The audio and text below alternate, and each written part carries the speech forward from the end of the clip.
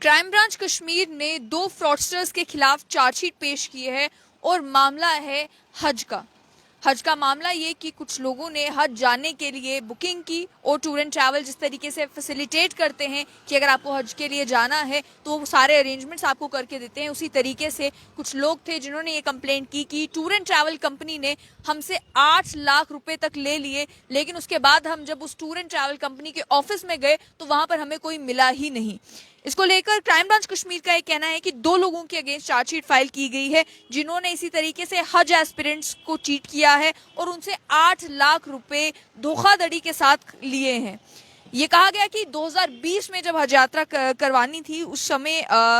कुछ लोग थे जिनका नाम बताया जा रहा है शोएब अशरफ खान, गोल मार्केट श्रीनगर के, और उसके अलावा आशिक हुसैन मीर जो कि जकूरा श्रीनगर के रहने वाले हैं। दोनों को मालिक बताया जा रहा है A&Y टूर एंड ट्रैवल का। उनके खिलाफ क्राइम ब्रांच कश्मीर ने चार्जशीट पेश की FIR 38/2020 के तहत सेक्शन 420 के तहत crime branch Kashmir police station में।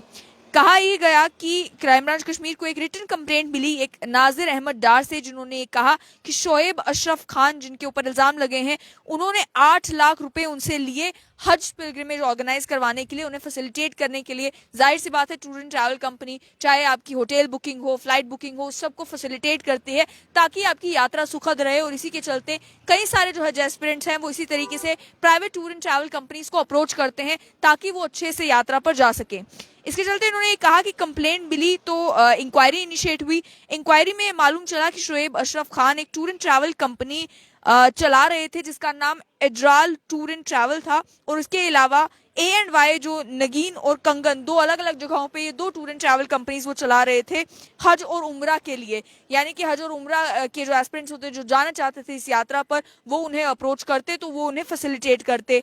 उनके पार्टनर जो थे इस टूर एंड ट्रैवल कंपनी में, उनका नाम आशिक हुसैन मीर बताया गया। ये कहा गया कि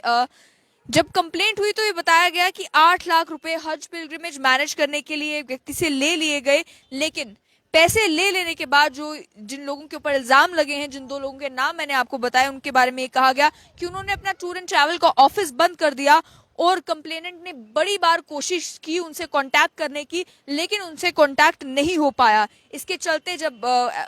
जिस व्यक्ति को हज पर जाना था उसे ये लगा कि उसके साथ धोखा हुआ है तो उसने पुलिस को अप्रोच किया और एक केस रजिस्टर कर दिया गया, जिसमें इन्वेस्टिगेशन जब हुई तो अक्यूज लोगों के खिलाफ चीटिंग एस्टैब्लिश हुई है। इसी के चलते एविडेंस कलेक्ट किया गया और इन्वेस्टिगेशन की गई, जिसके बाद 420 का केस जो है वो सेक्शन 420 का केस इनके खिलाफ लगाया गया। अब फाइनली चार्जशीट इस मामले में पेश कर दी गई है। जनरली भी ऐसे कई सारे मामले रिलीजियस यात्राओं से लेकर सामने आ रहे हैं। जहां एक तरफ बात की जाए माता वैष्णो देवी की तो उसको लेकर भी पिछले दिनों देखने को ये मिला था कि किस तरीके से कुछ fraudsters fake helicopter ticket book करने का काम कर रहे थे। जहां पर आप गूगल करते तो उनकी वेबसाइट आपको टॉप पर नजर आती, वहां पर आप अपनी हेलीकॉप्टर की टिकट बुक करते, बाज़ाब्ता टिकट आपको जो है वो भेज दी जाती, लेकिन जब आप उस टिकट को लेकर काउंटर पर पहुंचते तो आपको मालूम चलता कि वो टिकट फेक थी और आपसे पैसे धोखाधड़ी करके ले लिए गए हैं। उसी तरीके से एक मामला 2020 में बना जिस मामले में एक व्यक्ति जो है हज पर जाना चाहते थे,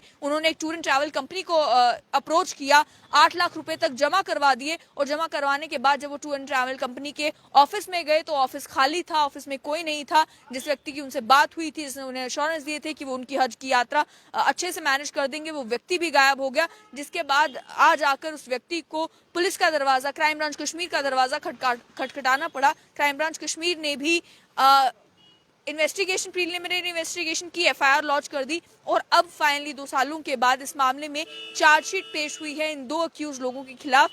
उम्मीद यही कि जल्द से जल्द जो है इन्वेस्टिगेशन कंप्लीट होगी तो मामला निपट जाएगा और इस तरीके के और ऐसे वारदातें ना हो, इसे इंश्योर करने के लिए आप भी कभी भी अगर किसी टूर एंड ट्रैवल कंपनी को अप्रोच करते हैं किसी यात्रा पर जाने के लिए, किसी और ट्रैवल पर जाने के लिए, तो जरूर ये कोशिश करें कि पहले वेरीफाई कर लें कि वो कंपनी रिलायबल है या नहीं।